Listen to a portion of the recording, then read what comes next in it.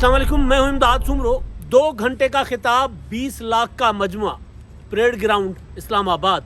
वज़ीर आज़म इमरान खान ने काफ़ी दिनों से जो एक माहौल बना रखा था कि परेड ग्राउंड में वो बहुत बड़ा सरप्राइज़ देंगे और ऐसा कुछ करेंगे कि जो उनके मुनहरिफ अरकान जो उनको छोड़ कर गए हैं, इत्तेहादी और इदारे उनकी तरफ वापस आ जाएंगे। तो वो जलसा हो गया, खिताब भी हो गया वज़ीर आज़म इमरान खान साहब का।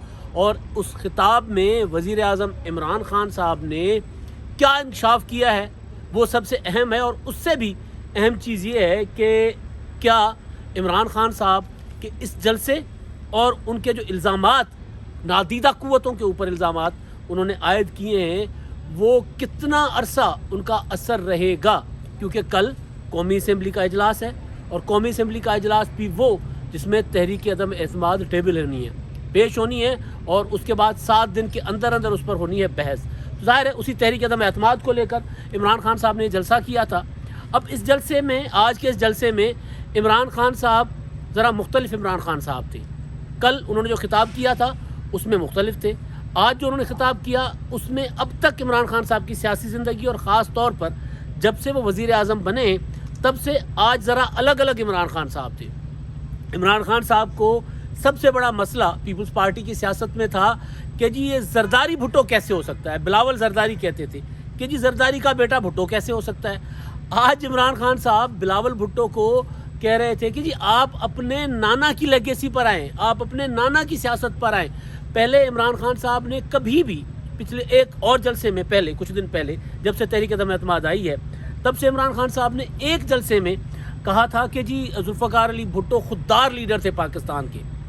उससे पहले इमरान खान साहब को मैंने अक्सर गुजारिश की है कि वो आमिरों का, अयूब खान के दौर का वो जिक्र करते हैं, हवाला देते हैं कि अयूब खान के दौर तक पाकिस्तान रॉकेट की तरह तरक्की कर रहा था।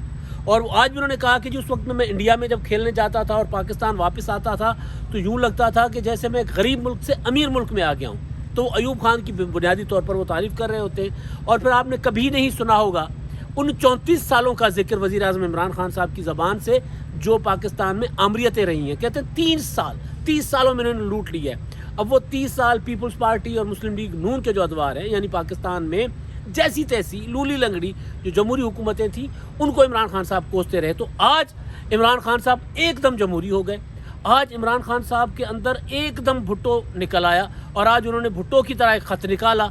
भुट्टो साहब ने तो खैर नाम ले लिया था, पार्लियामेंट में नाम लिया था अमेरिका का। उन्होंने कहा था कि वो सफ़ेद हाथी है, वो नहीं भूलता कि हमने वियतनाम में इनकार किया था अमेरिका को, वो तो नाम लेते थे। तो यहाँ पर इमरान खान साहब किसी का नाम नहीं ले रहे, इशारे किनाइयों में बातें कर रहे हैं। सरप्राइज़ था आज सुबह जब ये इमरान खान साहब का सारा जलसे का मजमा इकट्ठा हो रहा था तो मैंने इस्लामाबाद में कुछ ज़िम्मेदार सियासी लोगों से, मैं ज़िम्मेदार हूँ, शेख रशीद साहब वाले ज़िम्मेदार नहीं, ज़िम्मेदार सियासी लोगों से मैंने बात की थी। तो उन्होंने मुझे कहा था कि इमरान खान साहब के पास कुछ नहीं है, इमरान खान साहब सिर्फ डरा रहे हैं। सिर्फ ये होता है ना जो एवं ही बस, तो उसको कहते हैं हम सिंधी में दहमान करना, यानी कुछ होता नहीं है, बस एवं ही बस बातें करना। तो इमरान खान साहब के पास कुछ नहीं है, कुछ नहीं निकालेंगे। इमरान खान साहब को जो कुछ करना होगा वो आकर पार्लियामेंट में करना होगा। तो आज इमरान खान साहब का जो जलसा था, फैसल जावेद जो उनके सेनेटर भी हैं और उनके बुनियादी सेनेटर होने की वजह उनकी है कि वो अच्छे कंपेयर हैं इमरान खान साहब के लिए। वो जिस तरह के कलमात अदा करके, जिस तरह एक माहौल बना के उनको जलसों में बुलाते हैं, तो उन्होंने कहा पहले कि जी 10 लाख लोग हैं, फिर कहा नहीं 15 लाख लोग हैं, फिर उन्होंने कहा नहीं 20 लाख लोग हैं। मुझे याद आ रहा है कि जो इमरान खान साहब ने लॉकडाउन इस्लामाबाद की कॉल से पहले नवाज शरीफ साहब के जो जातिउमरा फार्म हाउस है उसके बिल्कुल मेन रोड पे जातिउमरा फार्म हाउस की तरफ जाने वाली सड़क जो है उसके जो राइवन रोड पर अड्डा प्लॉट कहलाता है, वहाँ पर उन्होंने जलसा किया था। और उसमें उन्होंने फिर लॉकडाउन इस्लामाबाद की कॉल दी थी। उसमें भी फैसल में जलसा कवरेज कर रहा था, उस जलसे में मैं मौजूद था, स्टेज पर अपना जो मीडिया का कंटेनर था उस पर था। तो उसमें भी फैसल जावेद खान साहब हर 1 मिनट के बाद कहते थे कि जी हमारे, क्योंकि वो हमने मीटर लगाए हुए हैं, काउंटिंग मीटर्स, तो वो मीटर्स बता रहे हैं। अभी रिपोर्ट आई है कि जलसे में 1 लाख लोग हो गए और वो 1 घंटे के अंदर अंदर वो 50 लाख लोग हो गए थे। उस वक्त की तारीख है, रिकॉर्ड है, उठा कर देख लें। तो आज भी 20 लाख लोग थे। اس میں کوئی نہیں کہ اپنا شک نہیں ہے کہ جلسہ بہت بڑا تھا اور بہت اچھا جلسہ تھا، ایک کامیاب شو تھا۔ عمران خان صاحب اپنے لوگوں کو اپنے ساتھ جوڑنے میں بہت حد تک کامیاب ہوئے ہیں، لیکن یہ ابھی حکومت میں ہے۔ میں نے کل بھی اپنے ویلاگس میں کہا تھا کہ عمران خان صاحب کے لیے 40 MNAs کے ذریعے 40-50 ہزار بندے اسلام آباد میں لانا کوئی مسئلہ نہیں ہے، وہ کر سکتے ہیں۔ KPK میں ان کی حکومت ہے اور پنجاب میں ان کی حکومت ہے، اور زیادہ کراؤڈ جو تھا وہ آپ نے دیکھا ہوگا کہ KPK کے لوگ زیادہ تھے۔ ہم موٹر وے پہ سفر کر رہے ہیں، اس طرح ہمیں کوئی ماحول نہیں نظر آیا کہ بہت زیادہ لوگ کوئی پنجاب سے اسلام آباد کی طرف گئے ہوں، لیکن گئے ہوں گے۔ اصل کہانی کہ عمران خان صاحب نے جو جلسہ کیا اس میں وہ یہ کہہ رہے ہیں کہ ان کے خلاف عالمی سازش ہوئی ہے، اور عالمی سازش بالکل اسی طرح کی ہوئی ہے جس طرح کی بھٹو کے خلاف ہوئی تھی۔ کردار وہی ہیں جو بھٹو کے خلاف تھے۔ اب یہ تقریر تھی تقریباً 2 گھنٹے کی۔ یہ میں کیونکہ بنیادی طور پر میں رپورٹر ہوں تو میں نے نوٹس لے رکھے ہیں سارے، اور میں نوٹس لے کے تھک گیا، تقریر ختم نہیں ہو رہی تھی، لوگ تھک رہے تھے، ہم سنتے تھک رہے تھے، لیکن عمران خان صاحب کا دل کر رہا تھا کہ وہ ابھی بھی بات کریں، بولیں، کیونکہ کچھ تھا جو عمران خان صاحب کرنا چاہ رہے تھے، ان کی خواہش کچھ تھی۔ عمران خان صاحب اپنے ذاتی جو اجلاسوں میں، محفلوں میں اس طرح کی خواہشات کا اظہار کرتے رہے ہیں کہ جی میرے خلاف تحریک عدم اعتماد آئے گی تو پھر میں آرمی چیف کو ہٹا دوں گا۔ تو ان کے اندر یہ خواہش موجود تھی، لیکن شاید ان کے اندر ہمت نہیں ہے، حالات نہیں ہے، کیا تھا، وزیر اعظم ہے، وزیر اعظم کو ہمت نہیں، اتھارٹی چاہیے ہوتی ہے، تو اتھارٹی تو ان کے پاس تھی، لیکن بہرحال تحریک عدم اعتماد والے وزیر اعظم تھے۔ تو عمران خان صاحب نے وہ کہا کہ جی کردار وہی تھے جو بھٹو شہید کے خلاف جنہوں نے جو استعمال ہوئے تھے۔ بھٹو شہید کے خلاف پہلا کردار امریکہ تھا۔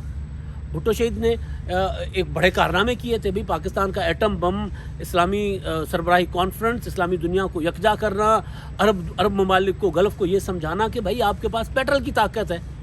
وہ پورا ان کا تو ایک بڑے کارنامے تھے جس کی وجہ سے دنیا اور عالمی قوتیں ان سے ناراض تھی، نالاں تھی۔